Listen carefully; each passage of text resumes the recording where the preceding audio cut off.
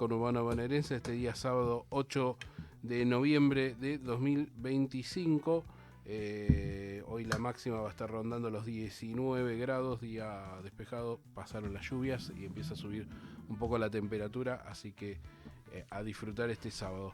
Para arrancar informado este sábado, arrancan con Vamos al Frente acá en Radiográfica, vayan viniendo al YouTube. Así continuamos y pónganle like, así subimos el algoritmo y si comentan mejor. Bueno, vamos con el tema geopolítica que bueno, se está moviendo permanentemente.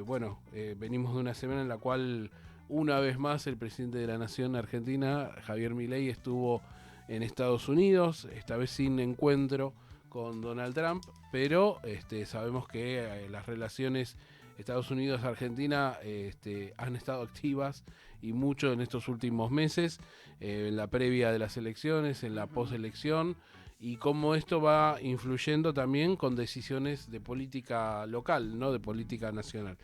Para poder analizar esto, para poder analizar este mapa geopolítico y algunas cuestiones que se están jugando, estamos en comunicación con Nicolás Malinowski. Él es analista de Infonodal y además escribió un libro que ahora vamos a conversar sobre eso también, Crítica de la Energía Política, lo acaba de publicar. Es especialista en ciencia, tecnología y energía. ¿Cómo te va, Nicolás? Ariel Velázquez te saluda y Pablo Suárez.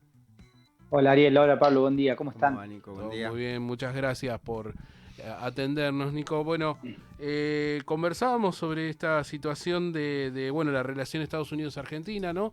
Se han cumplido esta semana 20 años del no al ALCA, momento, digamos, en el cual también la relación con los Estados Unidos era otra, había otro enfoque, pero al mismo tiempo había una geopolítica en la región compleja, ¿no? Porque eran pocos los gobiernos que tomaron esa decisión de decirle no al ALCA, pero lograron imponer el no al tratado, y ahora, 20 años después, uno vuelve a ver una relación Estados Unidos-Argentina, quizás también tratando de imponer libre comercio, pero imponiendo otro tipo de políticas. ¿Cómo estás viendo, digamos, este presente vinculado con aquel pasado? Bueno, ahí sí, esta semana se cumplieron los 20 años de No al ALCA, que era el tratado para el libre comercio en América Latina, ¿no? O sea, no solo de Argentina, sino de toda la región, que impulsaba a Estados Unidos en detrimento de nuestros entramados productivos. Justamente esto se da en el 2005 y veníamos de un proceso ya neoliberal instalado en la región, con los golpes de Estado y después con gobiernos democráticos que continuaron esa línea de modelo económico, principalmente en Argentina lo recordamos bajo el menemismo, digamos, lo que fue esa política de convertibilidad, pero fue un saqueo, digamos, a través de un modelo neoliberal donde Estados Unidos a través de su injerencismo, digamos, privatizó nuestras empresas estatales, destruyó todo el entramado productivo en la región, que terminó con una crisis luego de ese modelo económico que empezó en el 76 y terminó en el 2001 con el estallido social, y abrió de ese nuevo escenario en la región. O sea, en Argentina fue la crisis del 2001, pero también hubo otras crisis en la región, donde abrió ese escenario político que la síntesis fue el 2005 con el no al ALCA, que fue la síntesis de cerrar ese ciclo o intentar cerrarlo y avanzar con un proceso de emancipación, un proceso de liberación de los pueblos que aconteció, digamos, en toda la región con los gobiernos progresistas, que en Argentina fue marcado por Néstor y Cristina Kirchner, ¿no? Y hoy, lamentablemente, 20 años después, vemos cómo Estados Unidos estamos viendo también, para entender, digamos, qué está sucediendo en el mundo, vemos que hay una crisis de pérdida de hegemonía de Estados Unidos, amenazada por China particularmente, y vemos cómo Estados Unidos vuelve a querer controlar la región para hacerle frente, digamos, a esa disputa global, ¿no? Y ahí, lamentablemente, Argentina, con Javier Milei como presidente, vuelve a aliarse a Estados Unidos de forma incondicional. Lo que vimos estos días previo a la elección del 26 de octubre fue un alineamiento incondicional, porque ya lo venía anunciando Milei, que sus aliados estratégicos son Israel y Estados Unidos, pero sí lo que nunca, por lo menos en la historia reciente o lo que los más jóvenes recordamos, no habíamos visto una tan explícito, digamos, o o tan obsceno que un presidente se entregue a Estados Unidos como fue Milei en los últimos días de septiembre, principios de noviembre, previo a la elección, donde fue el viaje a la Casa Blanca, donde tuvieron esa cena, donde ni siquiera Milei habló, él, o sea, ni lo filmaban, ¿no? O sea, era un títere de esa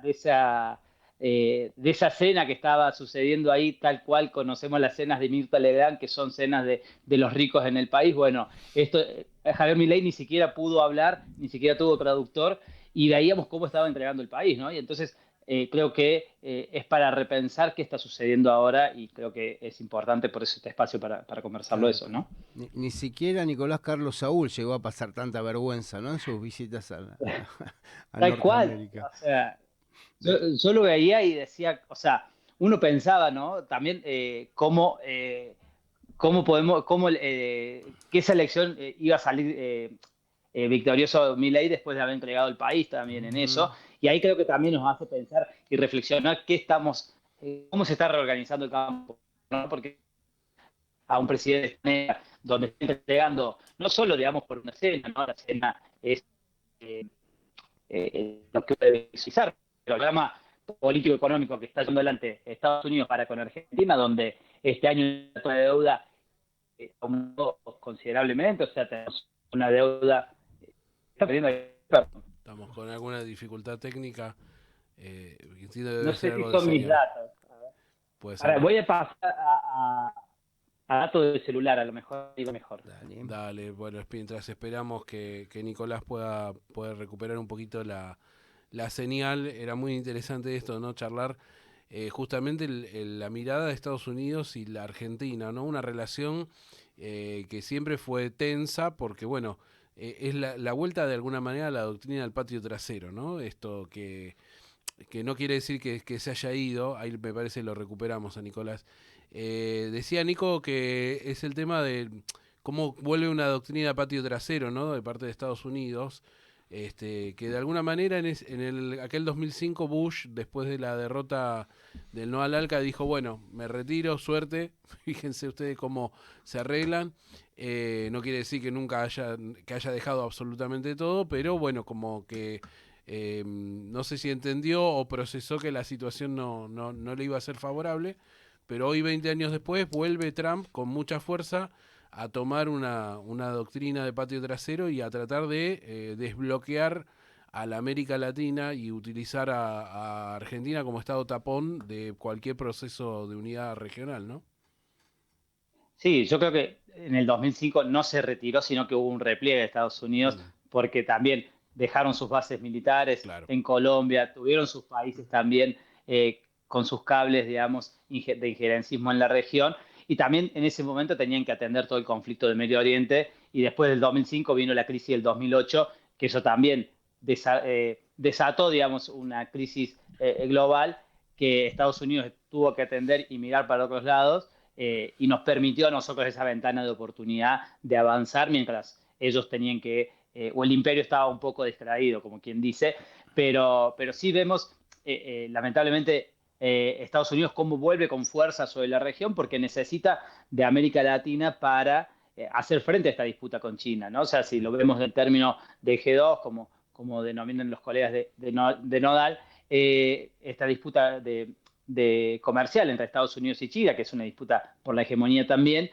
Estados Unidos necesita el control de América Latina, primero por lo que significa el territorio, después por las grandes reservas en términos naturales que tiene nuestra región para hacer frente a la discusión del sector energético, a la discusión de la disputa tecnológica, el control de tierras raras y demás, que son ejes que son fundamentales en esta disputa y reordenamiento global. Y ahí vemos cómo, por ejemplo, Estados Unidos, que le presta a Milei, porque acá hay que también ser claro, digamos, toda esta deuda que está tomando el presidente Javier Milei, ¿quién la va a pagar, digamos? Porque no es una deuda que venga para infraestructura o para mejorar la calidad de vida de toda la sociedad argentina, sino que son deudas para el carry trade, la bicicleta financiera, y para sostener un gobierno que tiene un modelo económico que claramente es para el 20-30% de la población argentina y el resto es sobrante, ¿no? O sea, y lo que están queriendo hacer también con eso, a cambio, es la moneda de cambio, bueno, lo dijo Scott Bessent,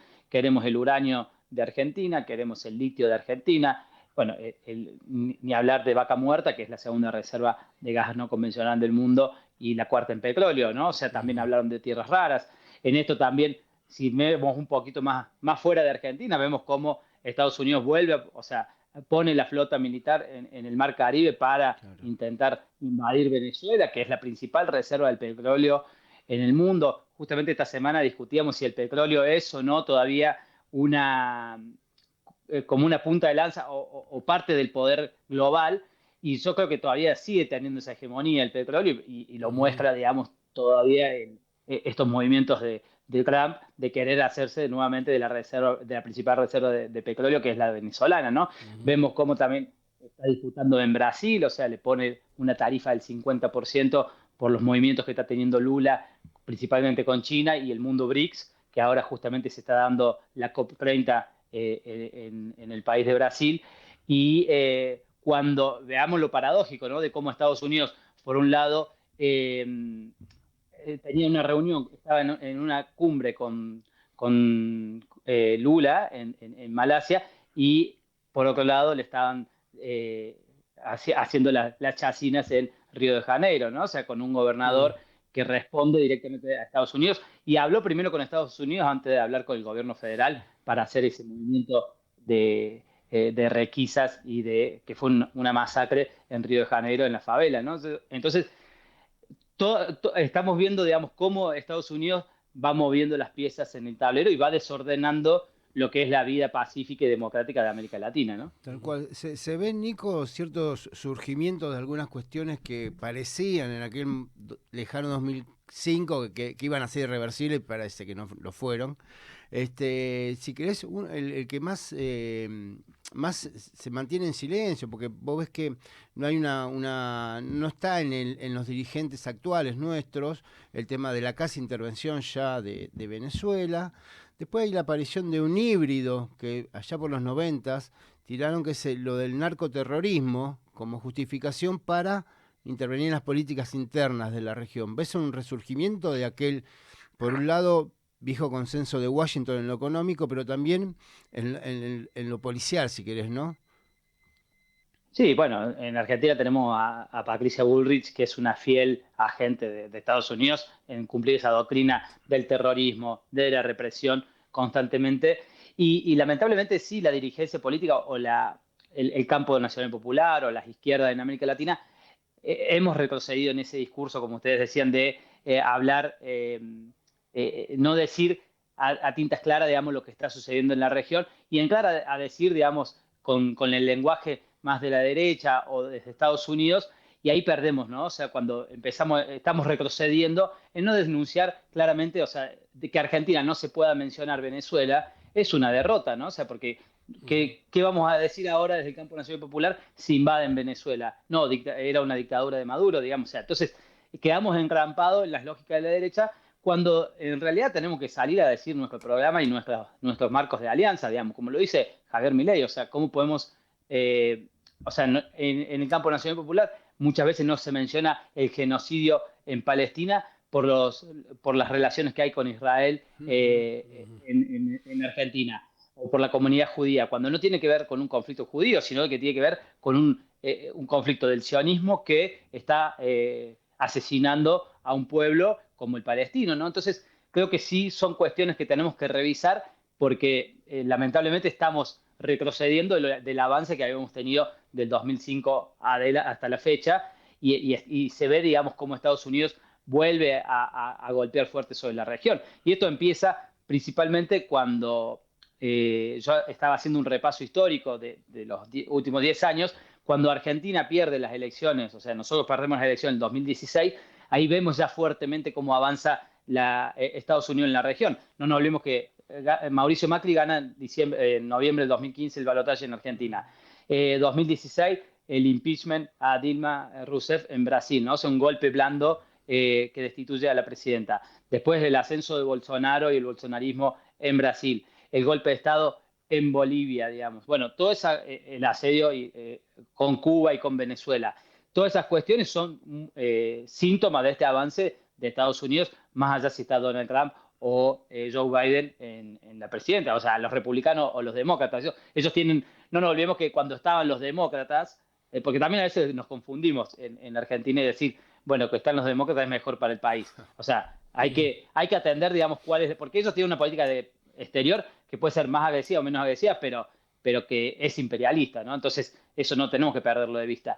Y yo pensaba, cuando, o sea, Joe Biden, cuando estaba Joe Biden en el gobierno en el 2022, hubo un fuerte injerencismo. Vino Laura Richardson a toda la región, vino a nuestro país. De hecho, se juntó con Cristina Fernández de Kirchner. Vino toda una delegación nuclear a recorrer nuestras instalaciones nucleares, a decir, no hagan convenios con China. Entonces, bueno, ellos mantienen una política exterior de injerencismo que se profundiza o no, o sea, con Trump hoy la vemos claramente exacerbada y también producto de sus características particulares de cómo comunica y demás, pero Estados Unidos quiere controlar la región y lo va a hacer a costa de desestabilizar, golpes de Estado y demás, porque ahí la democracia, digamos, queda de lado para ellos, ¿no?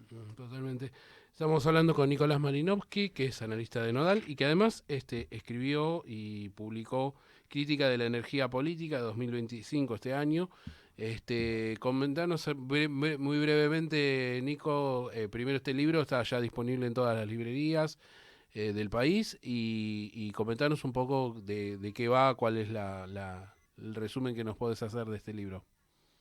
Bueno, el libro es un libro que publicamos con la editorial La Libre, ahí en San Telmo, en Chacabuco 917, que la pueden ir a recorrer, una librería hermosa y está disponible el libro a la venta. Y el libro tiene como dos apartados. Analiza la geopolítica global desde el conflicto energético, principalmente desde el conflicto de Rusia y Ucrania, cómo se va reordenando el mercado global de la energía, cómo se regionalizan esos mercados y cómo eso también va con esta dinámica de la disputa entre Estados Unidos y China, ¿no? O sea, cuando vemos, por ejemplo, el conflicto de Rusia y Ucrania que inicia en el 2022, ahí hay un fuerte avance de Estados Unidos para controlar, primero para separar la posible alianza entre Alemania y Rusia, porque tenían una fuerte conexión, porque Rusia le proveía el 40% del gas a Alemania y el 40% del gas a la Unión Europea. Cuando vemos que se rompe, digamos, esa conexión, que se bombardean los gasoductos Nord Stream 1 y 2, Estados Unidos avanza fuertemente sobre la Unión Europea, al punto que es el principal proveedor de gas de la Unión Europea actualmente, y recientemente hubo una reunión con Trump y Ursula von der Leyen, en el mes de agosto creo que fue, donde ellos planteaban que la Unión Europea plantea que la alianza con Estados Unidos en términos energéticos hacia la soberanía energética de la Unión Europea. Veamos la locura que es eso, porque primero que son dos continentes separados por un mar, entonces ya en términos técnicos y económicos es ineficiente que la Unión Europea se abastezca del gas norteamericano cuando tiene a Rusia al lado, ¿no?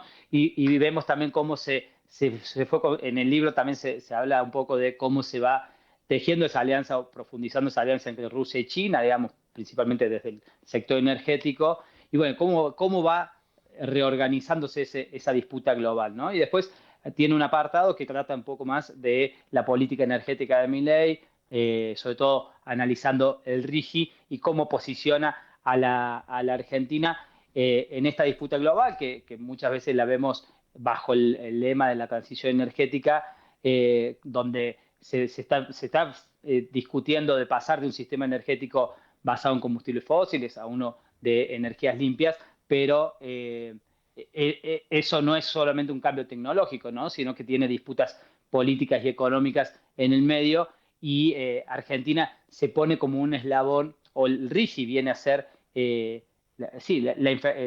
la base de ese programa económico político de Milei, que pone a la Argentina como un eslabón de proveedor de materias primas, en vez de intentar utilizar estos momentos para una reindustrialización del país, aprovechando, digamos, los recursos naturales que tiene la Argentina, que los mencionábamos al principio, ¿no? Y ahí vemos cómo Milei solamente nos pone al mundo como una vidriera de recursos naturales. Y eso lo pudimos, nosotros ahí lo hablamos en términos en el libro, porque fue escrito antes de lo que suceda este año, pero era más en términos de un análisis político, pero hoy ya lo vemos en los hechos, como está avanzando los proyectos con el RIGI, cómo avanza Estados Unidos en venir a querer controlar, digamos, el uranio, el litio que mencionábamos. Lo menciona Scott Bessent, digamos, no es que lo dice uno particularmente.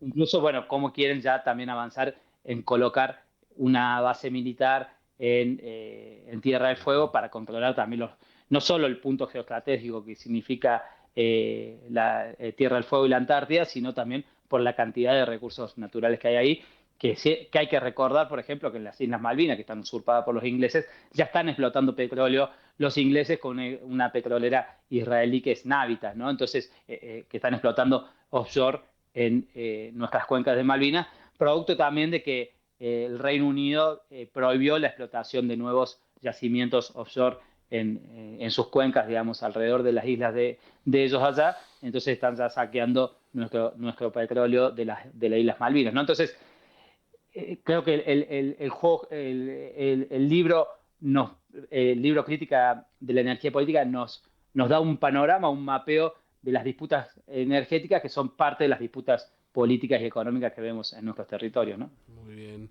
Es Nicolás Malinowski que nos dice esto. Bueno, Nicolás, te agradecemos el contacto con Radiográfica, con Vamos al Frente. Te convocaremos en otro momento para seguir charlando de estos temas, de energía también. Nos quedó Núcleo Eléctrica dando vuelta, pero bueno, ya se nos acaba el programa, así que te agradecemos tu tiempo y te mandamos un fuerte abrazo. No, gracias a ustedes y un saludo a toda la comunidad de Radiográfica que siempre la seguimos. Muy bien, muchas gracias. Muy bien, ahí pasaba Nicolás Malinowski. En esta mañana Vamos al Frente. Nos quedan 2 minutos de programa. No queremos irnos de programa sin mencionar que para los compañeros y compañeras de Telecom que estén atentos, pero que al mismo tiempo estén tranquilos. Estamos viendo, esta semana hubo a distintos compañeros y compañeras, se los fue convocando, principalmente a la área técnica, para desistir de juicios vinculados a participación en las ganancias, a los bonos de participación en las ganancias, de aquellos juicios que se habían iniciado colectivamente a través del sindicato del entonces, por 2015, 2014, por ahí. Y bueno, nosotros estamos haciendo obviamente las consultas del caso con los abogados. Por lo pronto nadie desista, por lo pronto mantengan la tranquilidad. Y el sindicato va a dar la indicación que corresponda, preservando por supuesto todas las cuestiones de derecho y preservando también la cuestión laboral, por supuesto. Así que con mucha tranquilidad, con mucha calma, y cualquier duda consúltenlo con su delegado o delegada. Tal cual. Sabemos que no son todos los mandos medios, coordinadores, supervisores de la misma calaña, pero algunos están apretando de manera de obtener una respuesta ya inmediata del compañero. Totalmente. En esos casos hay que comunicarse, como dijo Ariel, con los delegados, con el coordinador, y se le va a dar esta respuesta que estamos dando acá. Así que tranquilidad a los compañeros que la semana que viene seguramente habrá una línea clara que bajará del gremio, ¿no? Totalmente. Así que bueno, con mucha tranquilidad, siempre está el delegado para poder hablar y bueno, y nada apurarse, con mucha tranquilidad vamos a saber resolver la situación de la mejor manera posible. Bueno, ya son las 10 de la mañana, ya está el equipo de Feas Sucesivas dando vueltas, Leo Martín, Úrsula Asta, la vi por ahí también a Camila Hernández, que no sé si pasará al aire, pero bueno, también anda dando vuelta. Le agradecemos a Santino en la operación técnica y puesta en el aire. Pablo, nos volvemos a encontrar el sábado que viene. Sábado que viene de nuevo a las 9 de la mañana, acá en Radiográfica, para hacer Vamos al Frente. Chau.